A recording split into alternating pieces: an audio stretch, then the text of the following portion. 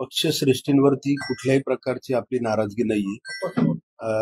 खरं तर आपल्या राज्याचे माजी मुख्यमंत्री आदरणीय शिंदे साहेब यांनी अतिशय उत्कृष्ट काम या ठिकाणी महाराष्ट्राच्या जनतेच्या सेवेसाठी या ठिकाणी केलेले आहे आणि म्हणून आपली नाराजगी पक्षश्रेष्ठींवरती त्या ठिकाणी नाही.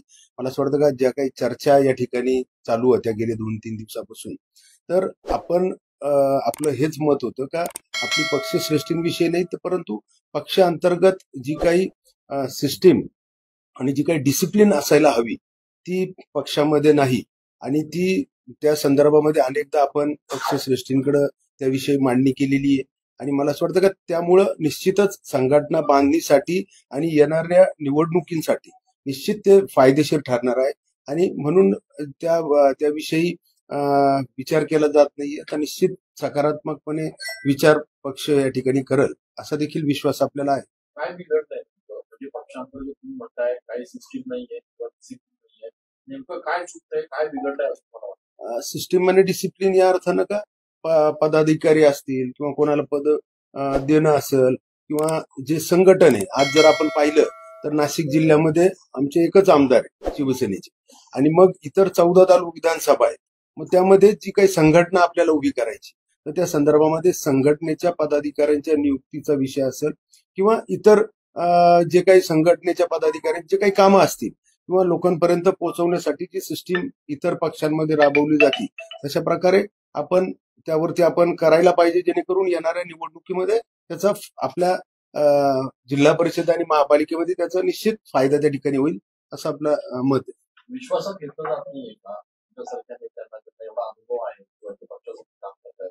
नाही, मला असं वाटतं का आदरणीय शिंदे साहेब निश्चितच ज्या प्रकारे ते काम करताय, परंतु हे एकटे माणसांनी करण्यापेक्षा ज्या त्या जिल्ह्याला जे काही मंत्री दिलेले त्यांनी जर त्या जिल्ह्यांमधल्या संघटनेमध्ये पदाधिकाऱ्यांच्या कामासाठी जर लक्ष घातलं तर मला असं वाटतं का प्रत्येकाचा भार कमी होऊन संघटना अधिक मजबूत त्या ठिकाणी होते. आपण नाशिक जिल्ह्यामध्ये आपण म्हणालात की मंत्री देखील आहे, मात्र मंत्री पक्ष संघटनेमध्ये लक्ष घालत नाहीये का किंवा मग त्यांच्याकडनं दुर्लक्ष होत आहे, एकट्या शिंदे साहेबांना लोड येतो, नेमकं काय म्हणायचं? मला हेच सांगायचंय का हा आपला मी प्रत्येक जिल्ह्याचं उदाहरण यासाठी देतो का आपल्या नाशिक जिल्ह्यामध्ये मी जसं सांगितलं का एकच आमदार आहे आणि म्हणून 14 विधानसभेमध्ये आपले संघटनेच्या पदाधिकाऱ्यांना ते धुळ्यामध्ये येते ना, ते धुळ्यामध्ये लोकसभा, तर त्यामध्ये मग निश्चितच संघटना मजबूतीकरणाच्या संदर्भामध्ये संघटन बांधण्या व्यवस्थित व्हायला पाहिजे. येणाऱ्या निवडणुकांमध्ये निश्चित गुणवत्तेदार उमेदवार असतील त्या संदर्भामध्ये बैठका होण्याची आवश्यकता आहे. संघटनेला ताकद देण्याची आवश्यकता, संघटनेच्या पदाधिकाऱ्यांना विश्वासात घेण्याची आवश्यकता. आपलं रोग कुणाकडे नेमकं वक्तव्यामधलं काही स्पष्ट होत नाही असं नेमकं रोग मला हेच सांगायचंय का एकटे शिंदे साहेब तर महाराष्ट्रामध्ये बघू शकणार नाही आणि म्हणून त्यांचा भार कमी करण्यासाठी जर प्रत्येक जिल्ह्याच्या मंत्र्यांनी जर त्याच्यामध्ये जर संघटनेच्या याच्यामध्ये जर संघटनेला ताकद दिली तर मला असं वाटतं का संघटनेच्या पदाधिकाऱ्याला जर विश्वासात घेतलं, चांगल्या गुणवत्तेदार पदाधिकारी त्यासाठी नेमले तर मला असं वाटतं का निश्चित आपल्या शिंदे साहेबांचा भार कमी होईल आणि तळागाळाला संघटना मजबूत होईल. नाशिक जिल्ह्यात दादा हे मंत्री आहेत, दादा लक्ष घालत नाही सगळ्या कामकाजामध्ये असं म्हणायचं आपल्याला? मी एकटं कुठल्याही एक मंत्र्यावरती बोललेलो नाही. आता ज्या त्या जिल्ह्याचा प्रश्न आहे, परंतु इथं सातत्यानं आपल्या स्थानिक पदाधिकाऱ्यांचं मत असतं का आपल्याला आज जसं कोणीच शिवसेना म्हणून आज आमदार समजा एक आपले कांदे साहेब आहेत, परंतु इतर ठिकाणी इतर विधानसभेमध्ये उद्या निवडणूक आलेल्या आहे, उद्या दुसऱ्या पक्षाचे आमदार आहेत आणि म्हणून आपले देखील संघटना चांगली मजबूत झाली तर आपल्याला चांगल्या प्रकारे तिथं उमेदवार उभे करता येतील किंवा मागणी त्या ठिकाणी महायुतीमध्ये करता येईल आणि म्हणून या दृष्टीने ती एक नाराजगी आपल्यामध्ये आहे का ती सिस्टीम असं मला वाटतं का? या अगोदर आपण अनेकदा म्हणजे सिस्टीम आणि डिसिप्लिनच्या संदर्भामध्ये त्या ठिकाणी कोणाला काय पद आहेत या इतर पक्षांचं उदाहरण घेऊन आपण असं रचना आपली स्ट्रक्चर त्या ठिकाणी तयार करायला पाहिजे असं आपल्याला वाटतं. आम्ही या संदर्भामध्ये वरिष्ठांशी 3-4 वेळेस आपली चर्चा झालेली आहे आणि मला असं वाटतं निश्चित ते निर्णय घेतील. आपण मध्यंतरीच्या काळामध्ये पक्षामध्ये मोठ्या प्रमाणात गटबाजी आहे. स्थानिक पातळीवर 2 ते 3 गट पडल्याची चर्चा होती. त्याचा हा फटका म्हणावा लागेल का? याच्यामुळे काही परिणाम होतो का पक्षावर? मी आपल्याला तेच सांगितलं का जेव्हा एखाद्या पक्षामध्ये शिस्त म्हणजे डिसिप्लिन आणि सिस्टीम असती तर गटबाज्यांचं प्रमाण कमी होतं किंवा गटबाजी जरी असली तर ती आपल्या चव्हाट्यावर जायला नको, ती आपल्याच घरामध्ये असायला पाहिजे, त्याची चर्चा व्हायला पाहिजे.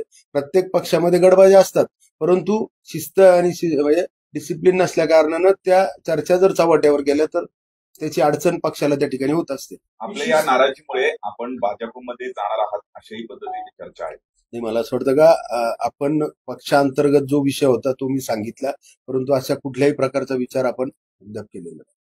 अद्याप केलेलं नाही म्हणजे भविष्यात अद्याप केलेला नाही म्हणजे मी सांगितलं ना का आम्ही आज ज्या प्रकारे आमचे शिंदे साहेब या ठिकाणी काम करतायत तर त्या संदर्भामध्ये त्यांनी जे काम केलं तर त्यांच्या कामावरती निश्चितच आम्हाला विश्वास आहे. नाशिक जिल्ह्यातली पक्षाची गटबाजी थांबवायची असेल तर कोणी लक्ष घालायला हवं आणि आपण वरिष्ठ नेत्यांना कोणाचं नाव सुचवलं की यांनी लक्ष घालायला हवं? नाही, याच्यामध्ये संघटनात्मक मागणीच्या संदर्भामध्ये सेपरेट व्यवस्था असायला पाहिजे. म्हणजे ज्या प्रकारे इतर पक्ष आपण म्हणतो भाजप, मग त्यांच्यामध्ये आज सिस्टीम आणि डिसिप्लिन आहे, तर मग या संदर्भामध्ये अशाच प्रकारचे संघटन एक वेगळं आणि लोकप्रतिनिधी वेगळे अशा प्रकारे रचना त्या ठिकाणी होऊन चांगल्यात चांगले कामं लोकांपर्यंत जाण्यासाठी, लोकांना पदाधिकाऱ्यांना लोकांपर्यंत त्यांच्या समस्या सोडवण्यासाठी, लोक जोडण्यासाठी आपल्याला काय काय करता येईल या संदर्भामध्ये एक व्यवस्था असायला गरजेचं आहे. तुम्हाला बोलवलंय नाही, आपल्या एक सामाजिक कामाच्या संदर्भामध्ये आपण आज त्यांच्याकडे चाललोय कामासाठी. आपण लोकसभा निवडणुकीनंतर लोकसभेमध्ये ज्यांना ज्यांना तिकीट मिळालं नाही अशा लोकांना पुनर्वसन करण्यात आलं. आपल्या बाबतीत आणखी विचार झाला नाही, तेही नाराजी आहे. नाही, मला असं वाटतं का शिंदे साहेबांवरती सर्वांना विश्वास आहे. ते प्रत्येकाला न्याय देण्याचं काम या ठिकाणी करतायत, परंतु प्रत्येकाला एकाच वेळी सगळ्यांना देणं ते शक्य नाही आणि म्हणून जसे वेळ येईल तसं प्रत्येकाला ज्या ज्या लोकांवरती अन्याय झालेले आहेत त्यांचा विचार निश्चित ते करतील आणि त्या संदर्भामध्ये आपली तशी काही नाराजगी नाही. पक्षात मोठ्या प्रमाणात इन्कमिंग चालू आहे, त्याच्यामुळे गटबाजी वाढते, मला विश्वासात घेतलं जात नाही. मी हेच सांगितलं, पुन्हा तेच सांगतोय का पक्षामध्ये सिस्टीम आणि डिसिप्लिन असली तर मग ह्या गटबाजीला कुठेतरी आळा बसतो, परंतु तो आळा बसत नाही आणि ती गोष्ट बाहेर जाते, घराबाहेर. ती कुटुंबातच असायला पाहिजे. पक्ष प्रवेशासाठी स्पर्धा लागलेली आहे 2 ते 3 गटांमध्ये, याचा सगळा फटका या राजकारणावर नाही असं मला वाटत नाही, कारण शिंदे साहेब देखील स्वतः वैयक्तिक लक्ष घालून त्या संदर्भामध्ये प्रयत्न करतायत. त्यांना जो वेळ मिळतो त्या संदर्भामध्ये वैयक्तिक देखील लक्ष देण्याचं काम त्या ठिकाणी करतायत. परंतु मी जसं सांगितलं का प्रत्येक जिल्ह्यामधल्या ज्या त्या मंत्र्यांनी जर अधिक लक्ष दिलं तर अधिक चांगल्या प्रकारे संघटना त्या ठिकाणी मजबूत होऊ शकते.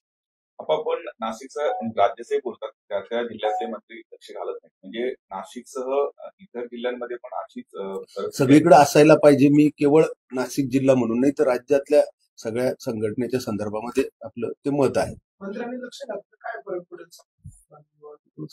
100% फरक पडेल. आज प्रत्येक गोष्ट ही वरपर्यंत शिंदे साहेबांपर्यंत जाण्यापेक्षा अनेक असे विषय असतात का जे जिल्हा पातळीचे असतात, तिथं आपण न्याय देऊ शकतो त्या लोकांना म्हणा, त्या पदाधिकाऱ्याला.